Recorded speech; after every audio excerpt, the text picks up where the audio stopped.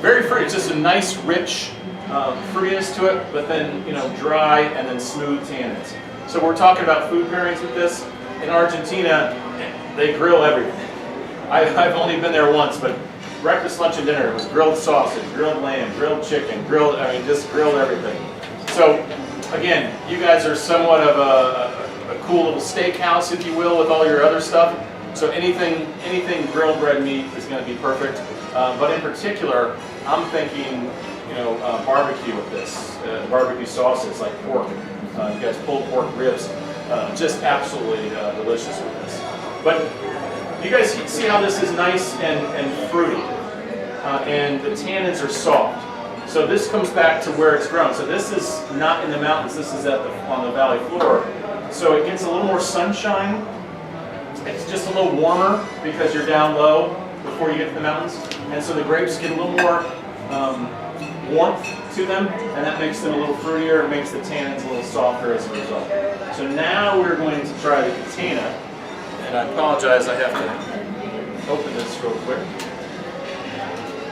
So remember, this is Nicholas Catena, and he's known as the master of mountain Malbec because most of his vineyards are going to be higher altitude. Now, they're not up where the snow is, because obviously, if you get so high up in the mountains, it'll get too cold, the grapes can't grow.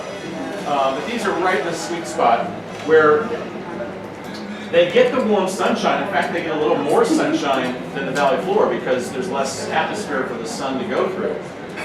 And actually, there'll be a little less clouds sometimes up higher as well. But what happens, the reason it's colder is because the altitude at night, there's nothing up there to hold the heat in. Like down below, the heat kind of stays down there. Here, the heat gets blown off at the altitude, so at night it gets very cool. So you get a little more, you preserve that acidity, and you get a little more, I think, tannin as a result too.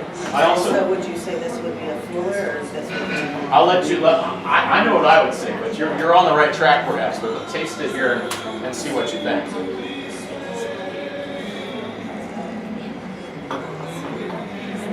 Yeah, there's quite a difference, but you can tell, at least I hope you guys can tell, that they're both Malbec.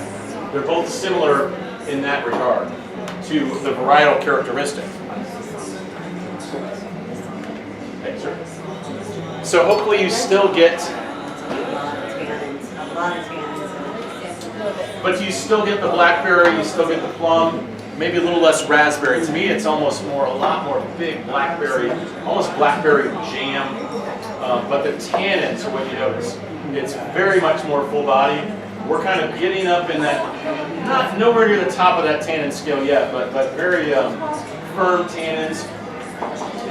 So this is a Malbec that is going to be even more necessary to have red meat with. I would stay away from the ribs and the pulled pork and the lighter steak. And this is where you want the a ribeye or a big steak with this one. Lamb. Absolutely, so perfect with the grilled lamb. I know my meat and my wine. He is a butcher.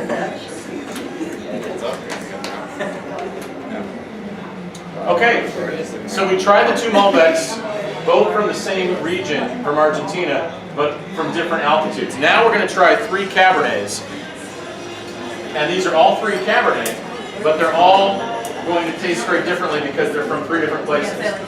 So the first we're going to try comes from Paso Robles, California, the J-Lore. Then we're going to try the Substance Cabernet, which comes from Columbia Valley in Washington State. And then we're going to try the Michael Mondavi Oberon Cabernet, which comes from Napa Valley, which that's brand new on the list. I think it could easily become your best seller. Well, if you guys can look at this sheet that I passed out to you guys see the sheet? Can look at this real quick? While we're talking about the Oberon Cabernet, I'm passing around the J-Lore. What's a glass of J-Lore sell for? $8, $9? What's a glass of the Oberon sell for? $12? So basically you're $4 or $5 more per glass on the Oberon. So if you sell all your customers Oberon instead of J-Lore, I'm happy either way, don't get me wrong. But If you sell the Oberon instead, one, you're selling your customers, as you'll see, it's a little different style of wine, but hopefully a better quality wine. Although the J-Lore is a tremendous value. But you'll make an extra $4 per glass by upselling the customer. You have to always be suggesting wine, because if they came here to eat and drink something, and if you don't sell them, salads, desserts, appetizers, or beer, you don't make any money off the water and the iced tea and the Coke. Most people tip on their alcoholic beverages. Wine's no exception. And you guys can see, I'm not going to do the math for you here, but an extra, 5 glasses of wine, 10 glasses of wine, and here they've got, the glass of wine at $5. Most glasses of wine are, 8 to 10 to 12 nowadays. It really adds up, and over the course of, 50 weeks of shifts per year, you can make, an extra $4,000, $8,000 easily. So please make sure you are suggesting and selling wine. That's why we do these little trainings and tastings. It's so important. So here's the first of our 3 Cabernets. Remember, this is Jerry Lohr, and his reds now are all from Paso Robles. So we are way down south by Los Angeles. It's a very, very warm region. It's actually even a little bit hotter than Napa Valley. And much like Napa Valley, though, it gets very cool at night. In fact, Paso Robles has the highest, what we call diurnal temperature shift of anywhere in California. So I was... Paso Robles is a county. It's way down south. Way down south, just north of LA. Yeah, just north of LA. So more inland, more inland. It's a little more inland. That doesn't happen. You still are one county right by the ocean there, but there's a nice coastal mountain range that kind of blocks. I'm from Long Beach, but I've never. It blocks a little bit of the cooling ocean influences. Where if you go to Sonoma, the Petaluma Gap in the coastal range lets in the cool area. In Paso Robles, they don't have that. So Paso Robles is much, much warmer than, say, Sonoma. It's more like Napa, even maybe a tick warmer than Napa. But it does cool off at night, because you'll get the breezes that'll come around the coastal range and cool off at night. So I was there in October back in 1999, and I can tell you it was 103 during the day. We couldn't pick grapes that day, because if you pick grapes when it's that hot out, they have no acidity left in them, and the wine tastes very unbalanced and flabby. So we harvested at night. You pick the grapes, at 4 o'clock, 6 o'clock in the morning, and then it's very cool out. It was actually 48. So it went from 103 in the day to 48 at night. So a huge diurnal temperature shift. That preserves the nice fruits and sugars that end up turning into alcohol, and then it locks in the acidity as well. So you guys will smell this wine. Classic Paso Robles nose, just wonderful, rich, big black currant. If you don't know what black currant smells like, this is it. Black currant I'm also getting some caramel. and plum. There's a lot of caramel, a lot of vanilla, and that's coming from the oak. Because that's what it's called. A lot of caramel and vanilla from the oak. Some nice oak, because you typically are going to find oak in all these red wines now. Just depends on how much. Why is J-Lore so good? Again, somebody asked this question. Why is J-Lore such a value? Because Paso Robles, an acre in Paso Robles might cost you $20,000 for a vineyard. That same acre in Napa Valley is going to cost you $250,000 an acre. I mean, it's exponential. So Paso Robles has some of that Napa Valley richness and fruitiness at a fraction of the cost. You're going to see more and more restaurant wine lists, especially all the steakhouses right now, like St. Elmo's or Ruth's Chris or Prime 47 or you name it. They're all pouring Napa Cab, Napa. They're all going to switch to Sonoma, and next year it'll all be because Paso Robles is the best value, and it's really what the Napa flavor profile, that Napa Cab drinker, that wants so rogue or Camus, this is what they want. We have the Oberon for them here shortly, so just stay tuned.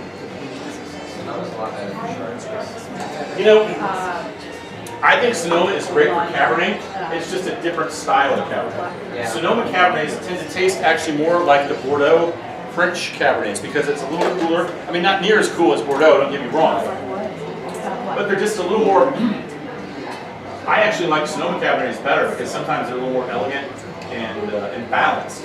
Whereas Napa Cabernets sometimes Cabernet should be the most tannic of the triangle wines we're trying, but sometimes they're so fruity, they end up more in that fruit category and end up being a little softer. You know, a lot of them are blending Merlot into the blend to soften those tannins, but also they're just, if you're grown in Paso Robles or Napa, it's just so warm compared to Sonoma or Bordeaux. Yeah.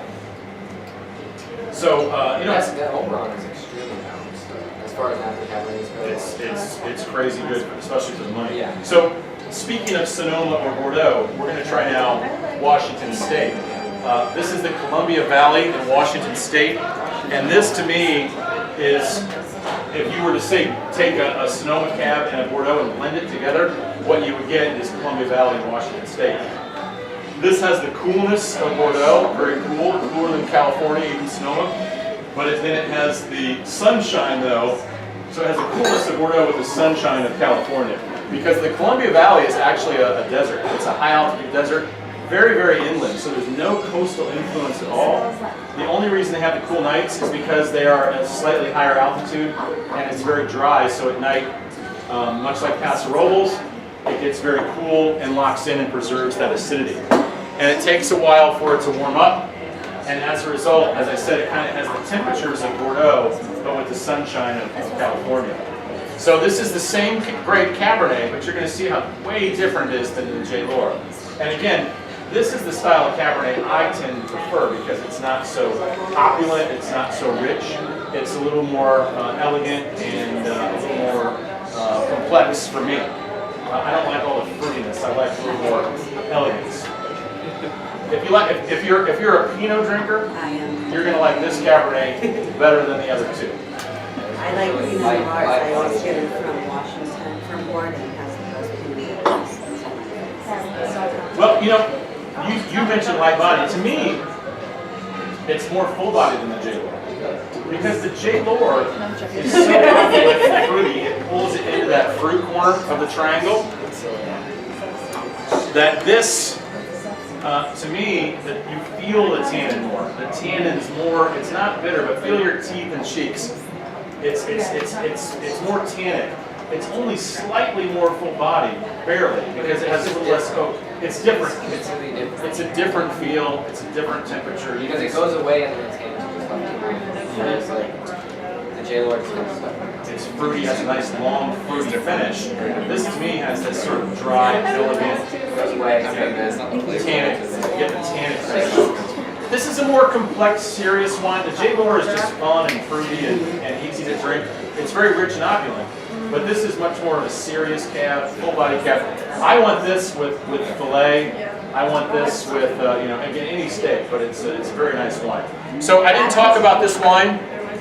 It's easy to remember the winemaker's name. His name is Charles Smith. Same as the abbreviation here, guys, CS for Cabernet Sauvignon, also Charles Smith. You guys might have heard of some of his wines. He has the Velvet Devil, which is also on your list, which is a nice boat. He has the Kung Fu Girl Riesling. Have you guys heard of some? This guy is a white-haired old crazy hippie that's done way too many drugs. He's he's insane, but he's an insanely good winemaker. All of his wines get 90 points, you know, 89 points. This wine, this is only the third vintage he's made, this Substance Cabernet. The first two vintages got rated 91 by Robert Parker. This vintage got 92 Parker. For a wine in this price point, to have the Robert Parker wine critic, who's the best wine critic out there in our industry, to give it 92 points, you should really write this down and remember it, please. 92 points Parker for a wine that you guys are selling for, what is it, 10 bucks a glass? It's ridiculous. It's really one of the best wine values in the world for that rating.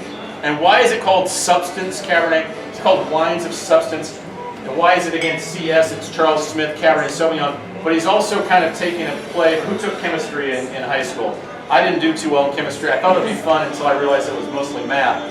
But remember the periodic table of the elements, right? So you have, you know, AU is gold, HE is helium, you know, O is oxygen. So it's supposed to look like that periodic table of the elements, and CS for Cabernet Sauvignon. So lots of fun stories to remember there, but if you can only remember one thing, 92 Parker, and the fact that it's coming from the Columbia Valley in Washington. Tons and tons of blackcurrant and cedar. So delicious. That's the Cabernet I will drink when I'm here. Not that I can't afford the Oberon, it's such a great value. This Oberon cab was by the glass at Ruth's Chris all last year, and they were charging $15 a glass and selling cases every 2 cases a week at each location. I think you guys are $12 a glass, if I'm not mistaken. $3 less a glass than Ruth's Chris. So you need to remember that. Is it 12? Am I right? 12. Thank you. Well, when you taste this, you'll see why is Napa the most famous? When you taste this, you'll see. Because for most wine drinkers, they like this flavor profile of Cabernet. They like this Napa Cab. So as I pass it around, don't taste it yet. Let's talk about the name. Look on the label and see if you can find the words Michael Mondavi. Michael Mondavi is Robert Mondavi's son.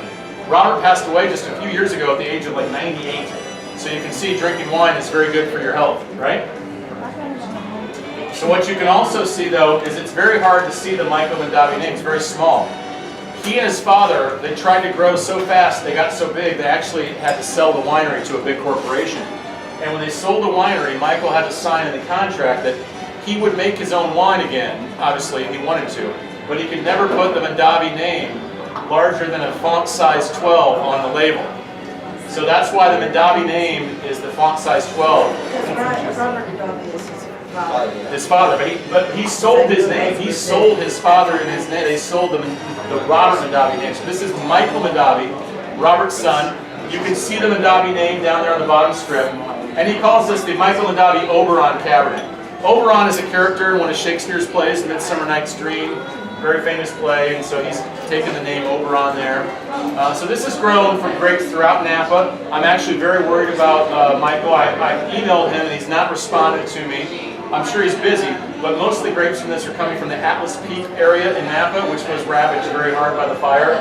So hopefully the vines can survive, and I think the winery's in Carneros, which should be nice and safe over there. So hopefully he hasn't lost any of his wine. It's just I'm worried about the vineyards. Okay, so everybody has it now. So let's all smell what Napa Cab is all about.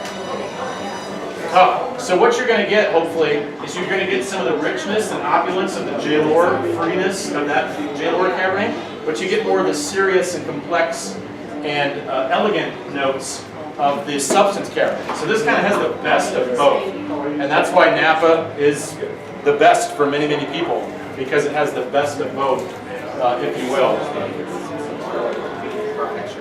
So for me, loads and loads of blackcurrant and raspberry. A little bit of notes of some like olive and coffee, some spice, some toasty oak. Taste it and you'll see the richness and the intensity and the elegance. It's like the full package.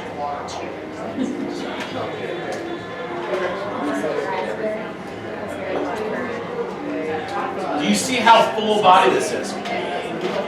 So this takes the substance tannins times 2, but it takes the fruitiness of the J-Lore times 2. It takes the finish of both of them. Even after you swallow this, you can still taste it. The finish goes on and on. This is an incredible glass of wine. It should be $15 a glass, and it's only 12. You really need to harp on your customers the value of this wine. I mean, yeah, it's $12, which is expensive for a glass of wine.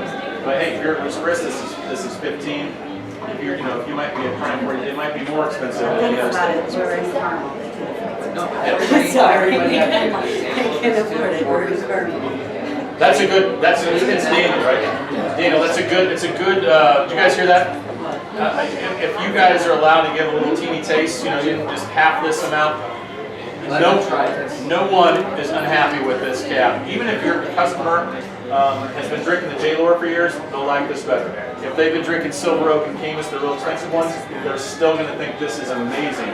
Because a glass of Silver Oak would cost them $36 a glass. And this is, again, is only 12.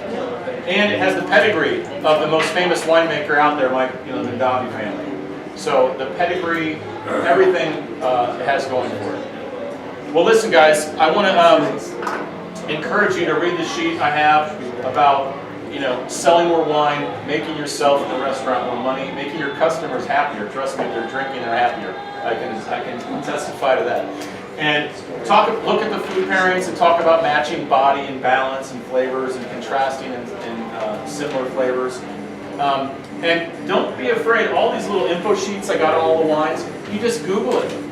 You guys all have phones. If you got a customer who's asking you about a wine, say, oh yeah, I'll go get that for you. And while you're at the bar, if you're not totally slammed, Google the wine real quick. Look at, you can say something intelligent about it. Don't ever make it up, you know. Don't be afraid to say, I don't know. But certainly don't be afraid to say, hey, I just was looking at this wine online, and did you know this? And your customers will automatically increase that rapport, which always increases the tips and makes them come back. So, cheers, and thank you very much. Thank you.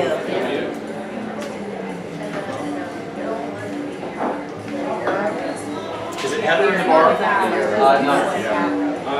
Heather in here. Okay, I promised Heather we would save her a little splash of actually. So, can we take these? Can you guys help me take these up to her?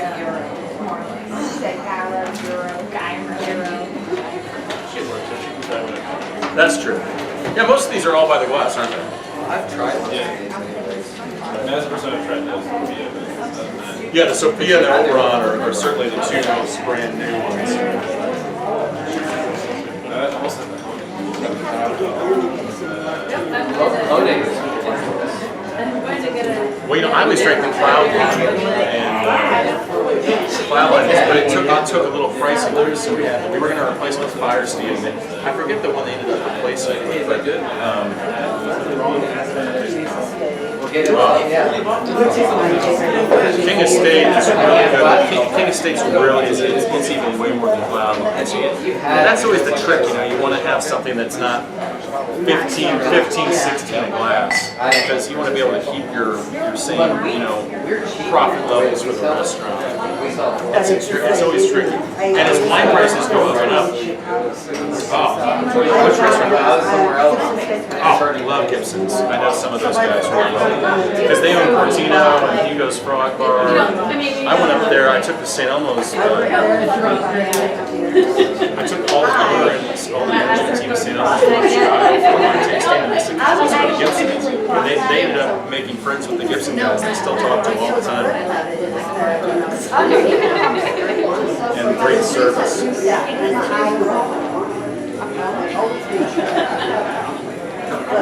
I got to try, you know, like the Jordans and all that. That's the one I'm doing. It's a rare opportunity to taste some of those really good ones. And then, I also work upstairs and like the banquets, so anything that they didn't take with them, we got to take. that's better than a tip. No, exactly. So it was nice because they would order so many They literally bottles took of more wine, this way. They were like, you know, Yeah, at times, and then always leftovers. Well, hey, I can tell you like the wine, and I appreciate you being into it. this was really nice. Makes it fun. that's what I love about it. That's why I'm like, I can't miss this. Hopefully you learned a few good things. No, I did. Thank you guys very much. Thank you. Yeah, have a great day. Drive safe. Oh, I promised to get this to Gordon Gary, I'll take a box. I like that. I like we tried that Oberon. It was good. Yeah. I have a pineapple shirt. That's what's still in this glass. Hmm? Who told me that about the pineapple? Oh, I was gonna Cute say, pineapple are you shirt. ready She to go? Do just you want to have a tells glass me of what wine it's- with me? I'll buy you. Are you a swinger? Because my husband had. Please.